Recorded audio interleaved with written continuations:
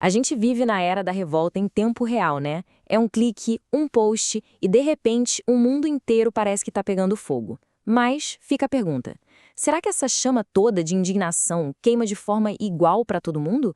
Ou será que ela tem um pavio meio seletivo que só acende quando convém? É exatamente isso que a gente vai investigar agora. E quem diria, né? A melhor definição para isso talvez venha de um comediante. O Chris Rock, com uma simplicidade genial, botou o dedo na ferida. Essa frase captura perfeitamente aquele incômodo que muita gente sente, mas que nem sempre consegue colocar em palavras. É sobre essa estranha falta de coerência que a gente vai falar. E o exemplo que ele usa no especial de comédia dele é perfeito. De um lado, a música do Michael Jackson toca e vira festa. Do outro, a do R. Kelly vira motivo para cancelamento. O Chris Rock aponta que o crime é o mesmo. A única diferença, na piada dele, é que um simplesmente faz músicas melhores que o outro. É uma provocação que força a gente a pensar o que realmente pesa na balança da nossa moral, hein? E isso nos leva direto ao primeiro ponto. O que o Chris Rock descreve, com tanto humor, tem um nome. É a tal da indignação por conveniência. Que, no fundo, não é sobre uma busca genuína por justiça, mas sobre uma moral que parece ser feita sob medida. A definição é bem direta. É como ter uma balança moral que pesa as coisas de forma diferente dependendo de quem está em cada prato. Uma injustiça aqui gera uma revolta enorme, mas uma injustiça idêntica, só que do outro lado é ignorada. É uma moralidade que se ajusta não aos fatos, mas à conveniência do momento. E como é que isso aparece no dia a dia? É fácil de notar. A corrupção só parece errada quando é do partido adversário. Uma causa é defendida com unhas e dentes, mas quando um aliado comete o mesmo erro, silêncio total. É quase uma fita métrica moral, sabe? Perfeita para medir os outros, mas raramente usada para medir a si mesmo. Mas a grande questão é: por que as pessoas agem assim? É pura maldade? Bom, a psicologia mostra que a resposta é bem mais complexa. Existem alguns gatilhos bem poderosos dentro da nossa mente que acabam empurrando a gente para essa incoerência. O primeiro gatilho é o famoso viés de confirmação. A nossa mente funciona mais ou menos como um filtro.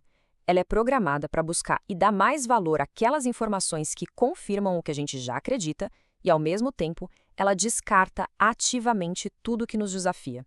É o mecanismo de autoafirmação que roda o tempo todo. Logo em seguida, vem a dissonância cognitiva.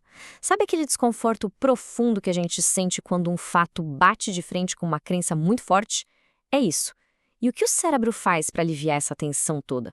Em vez de mudar de ideia, ele constrói um muro de justificativas, de negações, qualquer coisa para proteger a crença original a todo custo. E por fim, talvez o mais forte de todos, a necessidade de pertencer.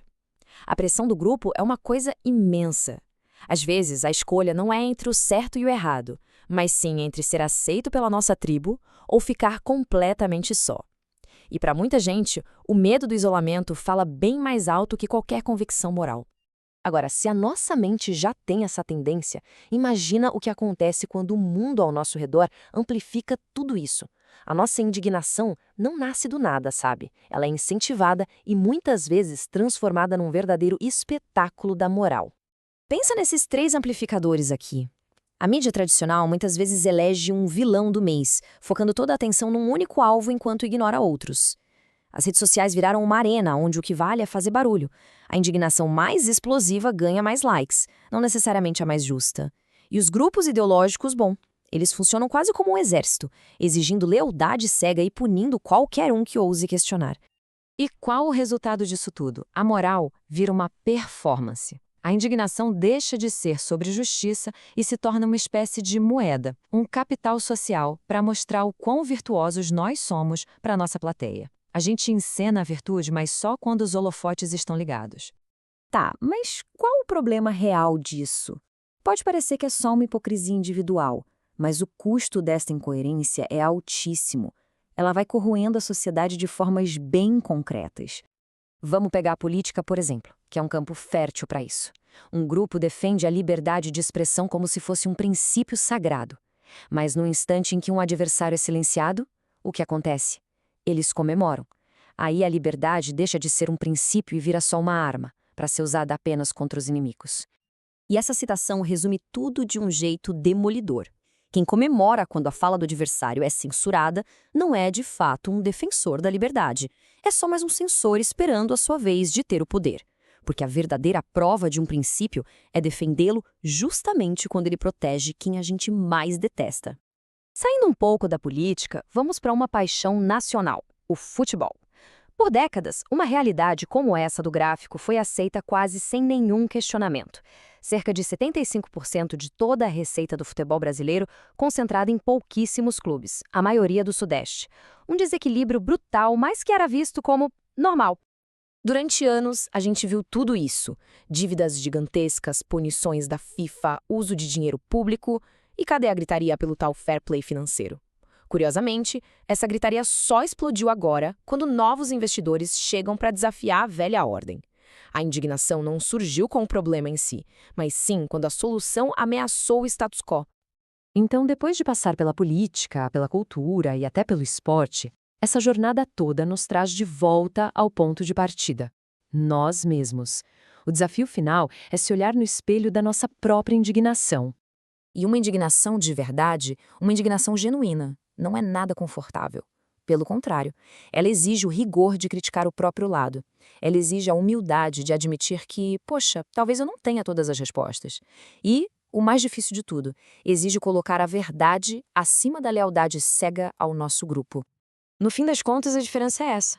A indignação seletiva escolhe um lado, escolhe um time para torcer. Já a indignação verdadeira, ela escolhe princípios. Ela defende as regras do jogo, não importa quem esteja em campo. Porque, no fim das contas, o nosso silêncio diante de uma injustiça pode ser tão revelador quanto o nosso grito diante de outra. E isso nos deixa com uma pergunta final para refletir.